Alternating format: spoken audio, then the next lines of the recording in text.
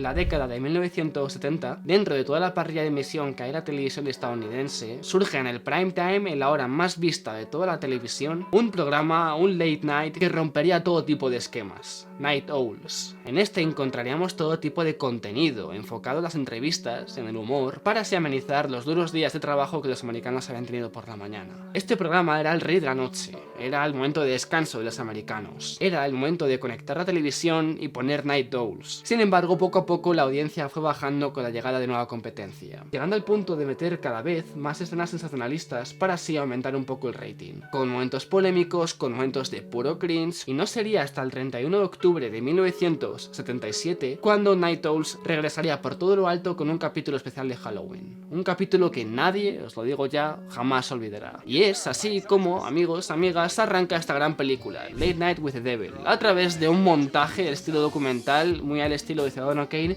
en donde te cuenta básicamente toda la trayectoria del protagonista de esta cinta, de este presentador estrella, de cómo llega al éxito, de cómo poco a poco decae su programa, y te lo explica en menos de 10 minutos. Es una película de hora y 20 más o menos, súper cortita, que os recomiendo muchísimo porque curiosamente utiliza el estilo found footage para contar su historia. ¿Qué es el found footage? El found footage, o el material encontrado por así decirlo, es aquel en donde vemos en pantalla, digamos, el material intrínseco que una persona graba a través de, por ejemplo, una cámara, un teléfono, etc.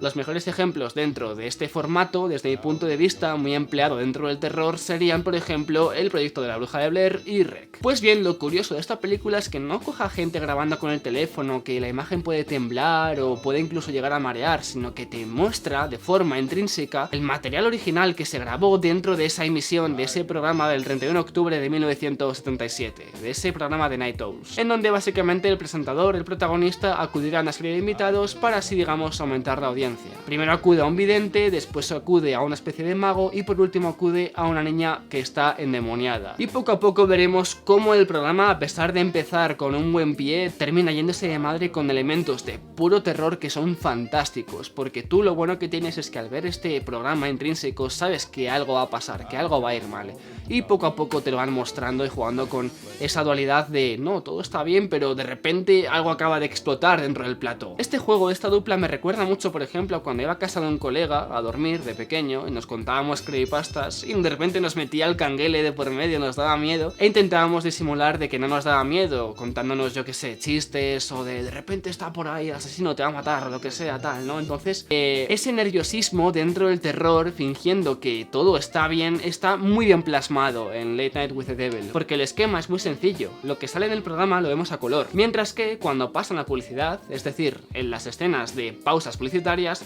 pasamos a un blanco y negro en donde los personajes reaccionan a lo que está pasando, ya que pueden huir del riguroso directo, por lo que digamos que rompe un poco el formato de found footage, porque por ejemplo en las partes blanco y negro dices, vale, ¿quién está grabando esto? O es un demiurgo que está ahí viendo toda la escena, o es el propio demonio del que la película trata, el que está viendo todo esto, digamos. Se rompe un poco esa regla, pero bueno, os lo permitimos porque la verdad es que la película en sí funciona súper bien y poco a poco te va caldeando el ambiente con pequeñas cositas hasta llegar a un punto súper explosivo que es fantástico. Porque creo yo que es muy importante en esta película recalcar la estética que tiene, una estética de los años 70, ¿de acuerdo? Con un decorado, un vestuario, incluso un maquillaje de peluquería muy de la época, ¿vale? Incluso el propio humor es muy de la época también. Se rechaza, digamos, la estética actual porque incluso hasta la imagen se ve al estilo VHS, para llegar básicamente también a efectos prácticos dentro de las partes chungas que pueden hasta incluso verse falsas o incluso baratas, pareciendo así las partes más gore un capítulo de escalofríos o de pesadillas, la verdad. Pero ojo, eso no es algo malo, porque mucha gente dice que se ve súper cutre, que se ve culerísimo y que no mola que los efectos prácticos se vean tan cutres, pero yo no estoy de acuerdo, sino que al final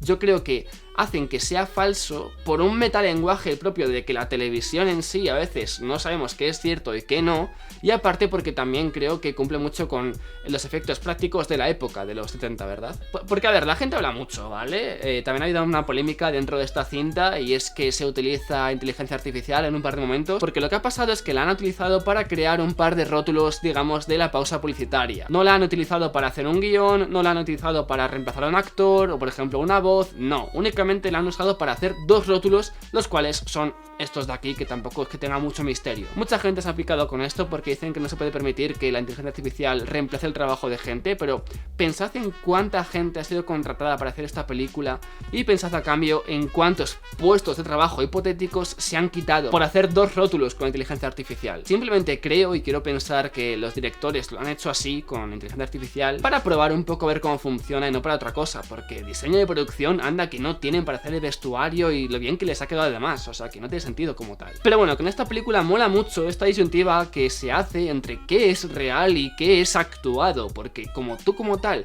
ves el programa intrínseco, tal y como se emitió en Estados Unidos en esa época, no sabes qué está pasando entre cámaras hasta que llegas a la parte de en blanco y negro. Por lo que no sabes si, por ejemplo, ese vidente que ha adivinado justamente el nombre del marido fallecido de una del público es real o está pactado. Y eso, amigos, mola mucho. Está muy guay. Por no hablar de esa niña que sinceramente da mucho miedo.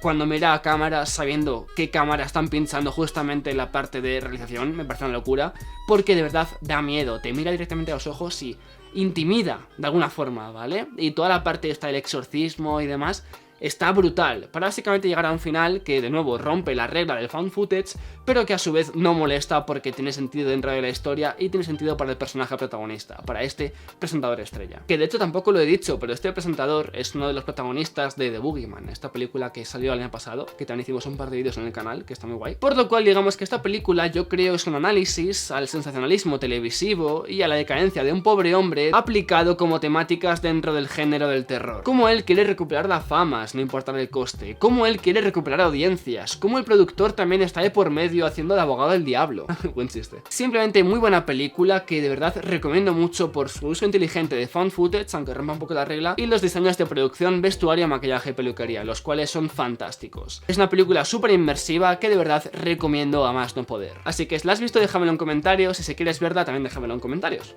Vale, besitos, venga, chaito. ¿Qué tal, chicos, chicas? Tenía una pregunta para vosotros, para vosotras. ¿Alguna vez habéis tenido un amigo imaginario? Y lo pregunto en serio, porque yo, desde luego, tengo dudas de si sí o si no, porque no me acuerdo, después de ver la película If, Amigos Imaginarios, o Imaginary Friends en inglés.